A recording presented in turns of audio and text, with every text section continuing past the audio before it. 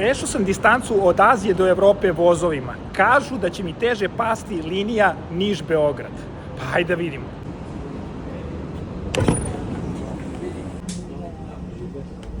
Ovaj voz ima dve klase, prvu i drugu. Ja sam u drugoj, ekonomiji. Evo kako izgleda. Sad ćemo da vidimo i kako izgleda prva klasa.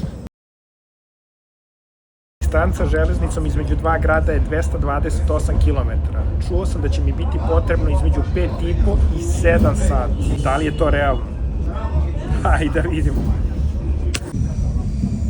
Inicijalna ideja mi je da malo odspavam, ali u ovom vozu teško.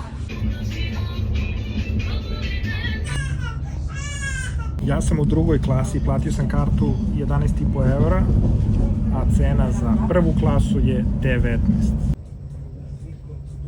Tu imate i toalet, radi, WC.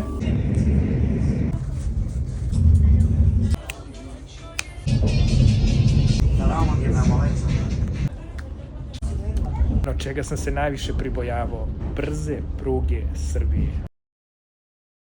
Konačno 100. Toliko sporo ide ovaj voz da imam osjećaj kao da sam na nekom panoramskom razgledanju Srbije. Što moram da pohvalim, besplatan Wi-Fi. Pao je mrak, ulazimo polako u 6. sat. Išli smo u 7. sat, predgrađe Beograda. Ćao. 6,5 sati dolazim u Beograd. Iskreno, ovo više nikada neću raditi. Da putovanje ne bude patnja, putujte sa mojom agencijom. Go Nomad.